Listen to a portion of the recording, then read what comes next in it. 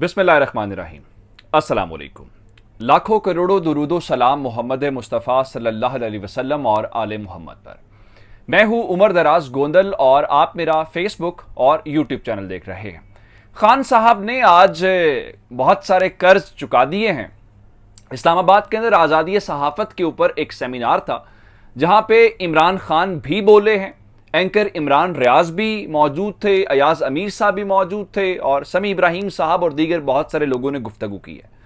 लेकिन खान साहब ने आज हकीकी मानों के अंदर खड़ाक किया है और खान साहब ने सबसे पहले सारी बातें की, लेकिन जो खान साहब ने आज इस्टेब्लिशमेंट को लेके चार्जशीट जारी की है वो बहुत इंपॉर्टेंट है। और उसके साथ पाकिस्तान तहरीक इंसाफ के लोगों को कुछ कॉल्स आ रही हैं, उन कॉल्स के मुतालिक भी खबर आ गई है और खान साहब ने आखिरी एक चांस दे दिया है। जाहिरी बात है, उन्होंने मुखातिब करके कहा है। इस बार खान साहब ने इशारों या किनायों के अंदर बात नहीं की। उसके बाद अगले 17 जलसों का शेड्यूल जारी हो गया है और फिर शहबाज गिल, आप जानते हैं कि इस वक्त इस्लामाबाद के पिम्स हॉस्पिटल के अंदर जेरे इलाज हैं। अब से थोड़ी देर पहले उनकी जो 7 वकला की टीम है उनकी शहबाज गिल के साथ मुलाकात करवाई गई है। उनके फोन्स ले लिए गए थे लेकिन उनको अंदर जाने की इजाजत दी गई और उसके अलावा मुराद सईद साहब भी उनसे मिलने के लिए पहुंचे थे और मुराद सईद साहब की मुलाकात नहीं होने दी गई। लेकिन इस दौरान जो सबसे बड़ा सबूत जो आपको जानना बहुत जरूरी है वो पाकिस्तान पीपल्स पार्टी के सेनेटर मुस्तफा नवाज खोखर का एतराफ है, जिसमें उन्होंने कहा है कि जो तस्वीर उन्होंने देखी हैं उसकी जितनी मजम्मत की जाए शहबाज गिल की वो कम है। उनके मुताबिक जिस किस्म का जमहूरियत के नाम के ऊपर यह खिलवाड़ किया गया है और यह खेल खेला गया, उनका यह हम सब के लिए बाइसे शर्मिंदगी है, वो किसी की भी हुकूमत हो। अगर पीपल्स पार्टी भी ये बात कर रही है तो फिर मान जाइए कि मुनीब जो एंकर हैं जियो न्यूज के, उन्होंने कहा कि शहबाज गिल को सबक सिखाने के लिए थाने के अंदर पुलिस वाले ये काम नहीं करते थे, कुछ और अफराद आते थे जो ये काम करते थे। फिर खान साहब ने आज अपनी जिंदगी के मुतालिक एक बहुत बड़ा इंकशाफ किया। उन्होंने ये कहा है कि ये जो शहबाज गिल से बार बार पूछते हैं ना कि इमरान खान खाते क्या हैं, ये खाना पूछना असल कहानी नहीं है। इससे अगला मामला है कि किसी को ठिकाने कैसे लगाना है। डॉक्टर रिजवान की मिसाल दी और शहबाज शरीफ के केसेस के अंदर जितने लोगों का काम खत्म हुआ है उसके अंदर खान साहब ने वाज़े तौर पे ये कहा है कि जनाब सबसे पहले उनके खाने के मुतालिक इल्म होता था और उसके बाद अगला काम शुरू हो जाता था। और जाहिर बात है उनके खाने के अंदर कोई ना कोई ऐसी चीज, और खान साहब ने इनडायरेक्ट तरीके से बताया कि अब उनका टारगेट मैं हूं और वो ये काम मेरे बारे में ये करना चाहते हैं। और मैं जरा इस खान साहब के जो मैं कह रहा हूं कि कर्ज चुका दिया है उसके मुतालिक बताना चाहता हूं। खान साहब ने कहा कि मैं न्यूट्रल से पूछता हूं, यानी मुखातिब करके पूछा, कोई आए बाएं शाये करके नहीं, कि क्या आपको इस मुल्क की फिक्र है, क्या आपको पता है ये मुल्क किस तरफ जा रहा है। और खान साहब ने यह बात जरूर की है कि आप जो मर्जी कर लें, जितना मर्जी खौफ फैला लें, अब कौम को शऊर आ चुका है और ये कौम को आने वाली जो अवेयरनेस है इसका जिन बोतल के अंदर बंद नहीं होगा। और खान साहब ने कहा कि यह नहीं हो सकता कि अथॉरिटी किसी और के पास हो और गालियां किसी और को पड़ें, जिसमें उन्होंने मिसाल दी कि उनके दौरे हुकूमत में नैब जो कुछ करता था वो मेरी वजह से नहीं था, वो मैं नहीं करवाता था, मेरे बस में होता तो मैं तो इनको कुछ करता और बहुत सारे लोगों से 15-20 अरब, जो 15-20 लोग हैं इनसे अरबों रुपया निकलवा लेता। अब आप हैरान इस बात के ऊपर होंगे जो इस वक्त सूरत हाल है। खान साहब ने इंकशाफ किया कि उन्हें समझ नहीं आती थी कि ये लोग पकड़े क्यों नहीं जा रहे, जिस पे खान साहब ने कहा कि मुझे इल्म हुआ कि इनके ऊपर किसी का दस्ते शफकत है।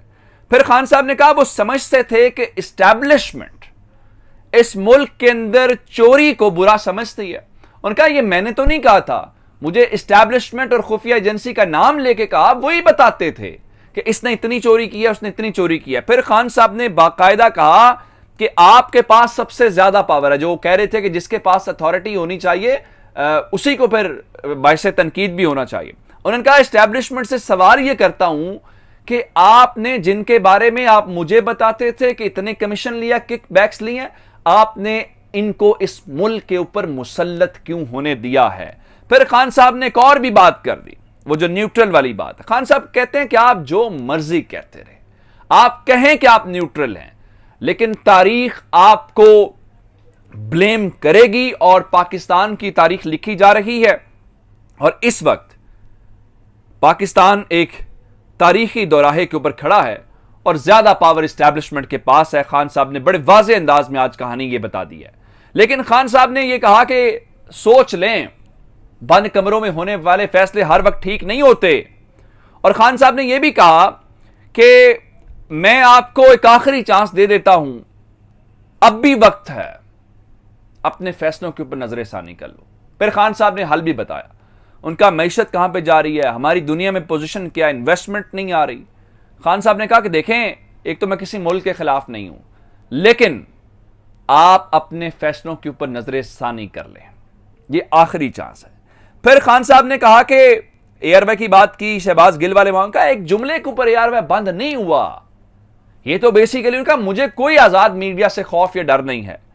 खान साहब ने यह कहा कि इस अंदाज के अंदर जो वाज़े तौर पे खान साहब की बात थी, उनका मुझे तो आजाद मीडिया से इस बारे में कोई खौफ नहीं है। लेकिन खान साहब ने एक और इंकशाफ किया, वो ये है कि पाकिस्तान तहरीक इंसाफ के लोगों को कॉल्स की जा रही हैं। और कॉल्स किस लिए की जा रही हैं? इसलिए कि जाहिर बात है तहरीक इंसाफ के लोग तोड़ते हैं। खान साहब तो काबू नहीं हो रहे, क्योंकि अयाज अमीर साहब ने इस बात की तस्दीक की कि नून लीग के लोग उनसे मिलते थे, कहते थे 12 सीटें तो पक्की हैं, और उनको कहते थे रिजल्ट्स हमारे पास हैं। जो स्क्रिप्ट लिखा गया था उसके मुताबिक पंजाब के अंदर इमरान खान को इलेक्शंस के अंदर शिकस्त होनी थी, लेकिन ऐसा नहीं हो सका। फिर अयाज अमीर साहब ने फिर यह बताया कि उनके पास कुछ लोग आए, वो मिस्टर एक्स को इस किस्म का कह रहे थे। उनका जी, उन्होंने कहा कि इमरान खान का खेल खत्म हो गया है, अब शहबाज शरीफ की हिमायत करें। खान साहब, उनका मैंने उनसे पूछा कि क्या आप शहबाज शरीफ को आप बना रहे हैं? उनका जी हम बना रहे हैं। अब ये बहुत बड़ी बातें हैं। और फिर एंकर इमरान रियाज ने तो कहा कि उनको कहा गया कि आप इस्लामाबाद आएंगे, आपको गिरफ्तार किया। उनका मुझे गिरफ्तार कर लो, अगर पेट्रोल सस्ता होता है, बिजली सस्ती होती है, महंगाई खत्म होती है, तो ये कर लो। और उन्होंने इमरान रियाज के चूंकि शो बंद, उनका मुझे पता है कि सियासी हुकूमतें चैनल्स और प्रोग्राम्स बंद नहीं करती। उन्होंने भी उसी तरफ इशारा किया। अब उन्होंने एक सवाल, एंकर इमरान रियाज ने एक और बड़ी बात की, वो ये था कि ये सब कुछ करके लोगों के दिलों में प्यार किया जा रहा है, ये नफरत फैलाई जा रही है। फिर समी इब्राहिम साहब ने यह कहा कि उनको कहा जाता है कि इमरान खान का नाम लेना छोड़ दो, फिर कहते हैं कि हमारा नाम भी ना लो। अब इस सारे मामले के अंदर आपको कहीं पे नजर आ रहा है कि हुकूमत चलती हुई नजर आ रही है। अब मैं आपको एक और बात बताना चाहता हूं कि खान साहब ने कल जलसा कराची के अंदर करना था और वो जलसा नहीं हो सका। खान साहब ने अपना पुराना शेड्यूल बहाल कर दिया है, और पुराना शेड्यूल ये है कि सबसे पहले जलसा रावलपिंडी के अंदर होना था, जिसके बाद हमें कहा गया नहीं जी 19 को हम फैसलाबाद जाएं और कराची जाएंगे, 20 को हैदराबाद जाएंगे और 21 को हम आएंगे रावलपिंडी के अंदर। खान साहब ने अब कल भी जलसा 19 तारीख को भी नहीं करना, 20 को भी नहीं करना, 21 को पाकिस्तान तहरीक इंसाफ रावलपिंडी के अंदर जलसा करेगी। मैं शेड्यूल आपको बता देता हूं। फिर 2 दिन का वक्फा होगा, 24 तारीख को हरीपुर के अंदर पाकिस्तान तहरीक इंसाफ खैबर पख्तूनख्वा जाएगी, 26 अगस्त को कराची में जलसा होगा, एक दिन छोड़ के 24 के बाद, यानी जो आज कल जलसा होना था वो अब 26 को होगा। उससे अगले दिन 27 को सखर में सिंध में होगा, अगले ही दिन खान साहब 28 को फिर पेशावर जाएंगे, उससे अगले ही दिन खान साहब झेलुम में जाएंगे, एक दिन फिर ब्रेक आएगी, 31 तारीख को खान साहब अटक में जाएंगे, और फिर अगले दिन 1 सितंबर को सरगोदा जाएंगे, 2 सितंबर को खान साहब गुजरात जाएंगे, जो चौधरी परवेज इलाही का अपना जिला है, जाहिर बात है वो बहुत बड़ा जलसा होगा। उसके बाद 3 सितंबर को खान साहब उस अगले दिन बहावलपुर जाएंगे, तारिक बशीर चीमा साहब की तबीयत साफ करके आएंगे, और 4 सितंबर को खान साहब फैसलाबाद जाएंगे, राना सनाउल्लाह का इलाज हो जाएगा वहां पे, 6 सितंबर को मर्दान जाएंगे। यानी आप ये समझें कि 31 से 11 सितंबर तक, 31 अगस्त से 11 सितंबर तक पाकिस्तान तहरीक इंसाफ के किसी जलसे में कोई ब्रेक नहीं होगी। और 28 को खान साहब पेशावर, 29 को जेहलुम, और अच्छा अगस्त वाला मैंने आपको बता दिया।